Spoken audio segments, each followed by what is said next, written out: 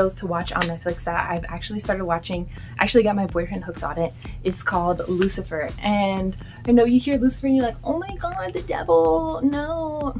Y'all need to stop being petty and just watch the show. Devil leaves hell and comes to earth on a vacation. And he gets involved with this detective named Chloe Decker, and they solve crimes together. The show is about the devil and the detective and how they work together and how they connect with each other. And it deals with all the struggles of how the devil is portrayed wrongly and how people view the devil as the father of lies and sin and deceit, and how he's trying to clear his name on earth and not make it seem like he is what people make him out to be. And it's a really good show. You have to watch it. It's super hilarious. It's super funny.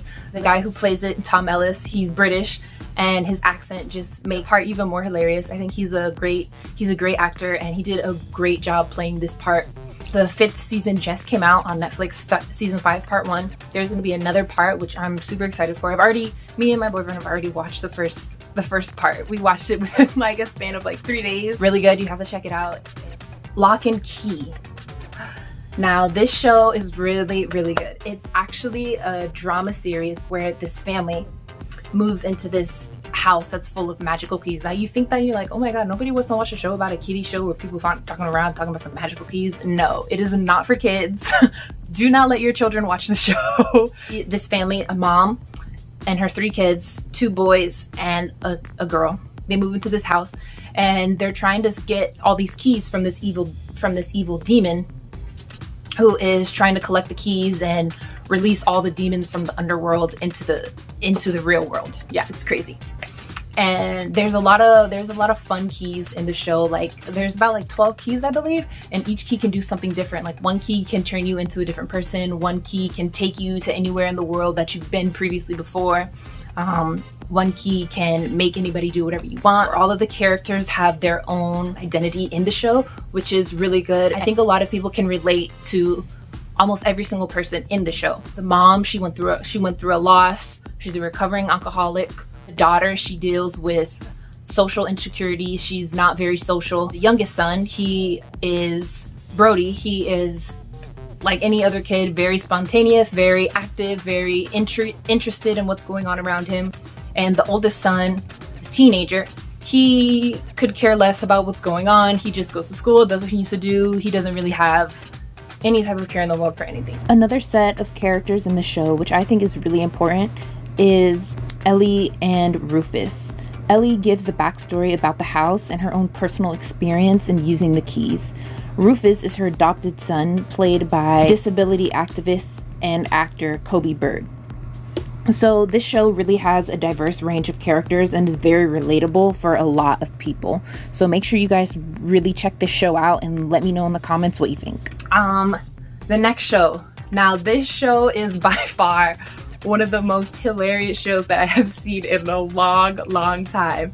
It's called Good Girls. If you guys don't know about it, which I'm pretty sure a lot of people do by now because it is literally everywhere. It's actually on Netflix and Hulu. It still comes on cable. These 3 women, they actually rob a grocery store to get money for, one of them gets money for their divorce, one of them gets money for their child because she has medical issues, and then another one is getting money for her daughter who is living with her ex-husband and her stepmom, and she's trying to get money to support her and fend for her and provide for her.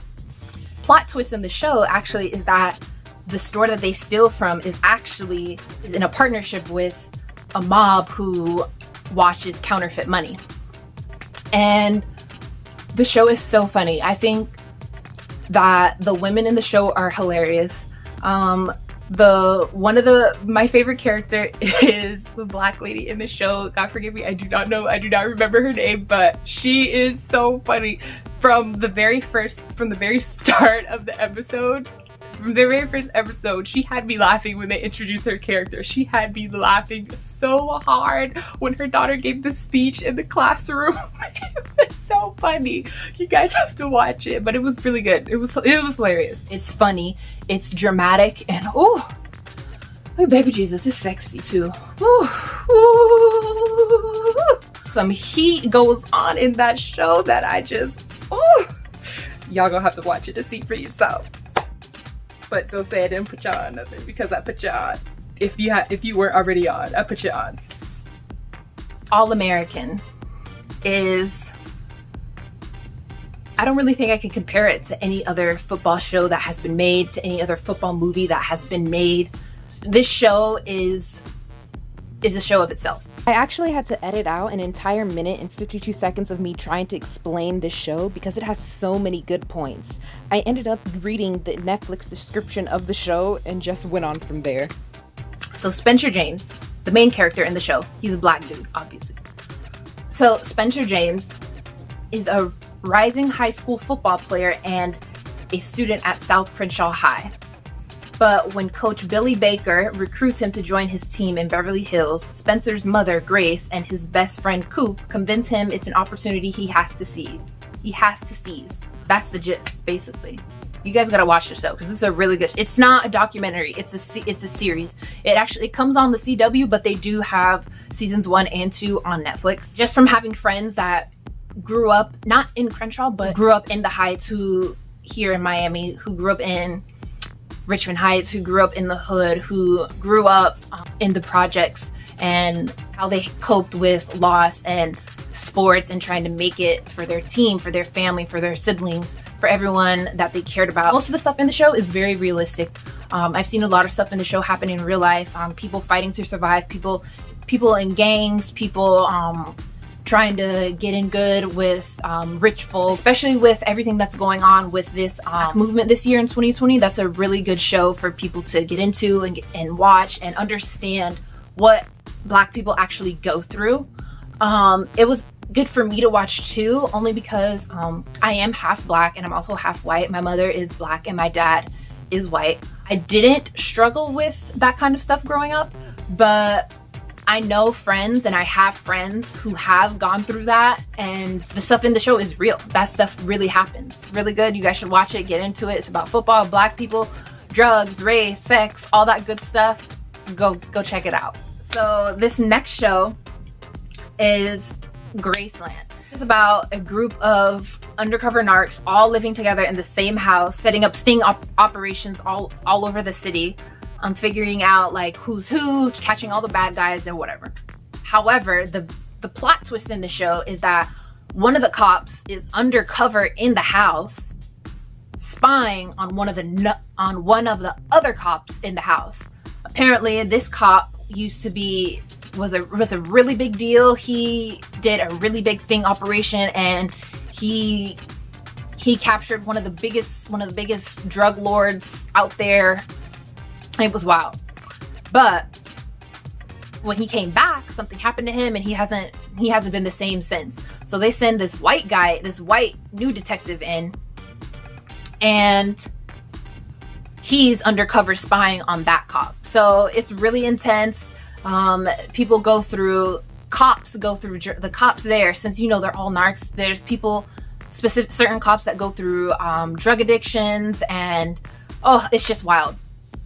So if you're into that, go check that out.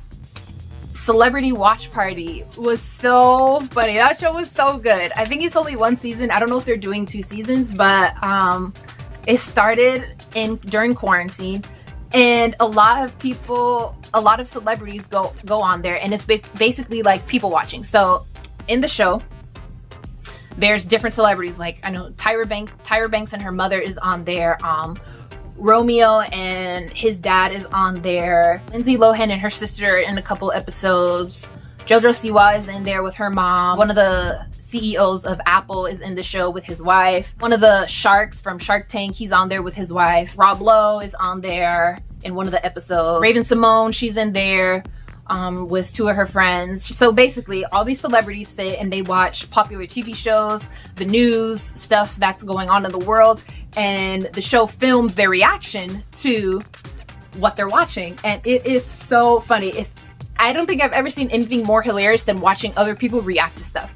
So you guys know how they do, how like Brad Mondo, he does reaction videos to people doing their hair on YouTube. That's basically what this show is, except celebrities are reacting to TV shows that are popular in the world right now. So it's a really good show. You guys should go check it out. It's hilarious. The stuff that the celebrities say is so funny. Celebrities did do the show for charity. All the benefits, all the money that they made from being on the show did go to a charity of their choice. So that's another thing that was good about them doing that. Check it out. It's hilarious. Thumbs up. I would actually rewatch it again, even though I've seen every episode. But yeah, check that one out. Okay, this TV show called Mom, M-O-M, Mom. Christy and her mother, who are both recovering addicts, drug addicts, alcoholics, all of the addictions. First 2 seasons, it's about her trying to raise her kids. It shifts off of them and it starts to be about her and her mother and them rebuilding their relationship after they both got into drugs and they're both recovering addicts. The show is hilarious. It's super funny. Bonnie is the mom's name and Christy, she's the daughter. And they meet these other struggling alcoholics at AA. So every episode they go to an AA meeting and they all meet up after and talk about their life and what they can do better. The show is super funny. Christy's struggling with an identity crisis. She doesn't know what she wants to do. Later on, she figures out that, spoiler alert, later on she figures out that she wants to be a lawyer. So she goes to law school and does that. If you guys like watching drunk people and laughing, go check that show out. Friday Night Lights. Oh, I love this show. Me and my boyfriend watched the show and we absolutely fell in love with it. The show was so good. It's really fun. It's really funny. If you guys have ever seen Friday Night Lights, the movie, it actually has nothing to do with the movie. It's its own show, different characters. I lost my train of thought. It has nothing to do with the movie. Different people, different characters. Okay. The football team is like the center of the town. So everybody in town loves the football team. They love football. They love the team. They support the team. The team is everything. The star player on the team is everything. He is the star of the town. You know, when you're in a small town, everybody's like, oh my God, yeah, football. Oh my God, yeah, this. Oh my God, woo. Yeah, that's basically this show and this school and football. The coach actually is dealing with struggles of his own. So he has to deal with that as well as trying to uphold the title of state championships. So training his players, coaching his players, helping his players stay fit, giving them also advice with school and relationships. He has to deal with all of that while also dealing with his own personal family drama. When you're put up on a pedestal like this coach is in this show, it's hard. It's hard to stay up there and act like everything's okay and everything's put together. And that's what the show is about, how he goes through all of these struggles year after year after year after year in the football season and dealing with changes, losing his job, getting his job back, having to go to a new school to train. Super dramatic.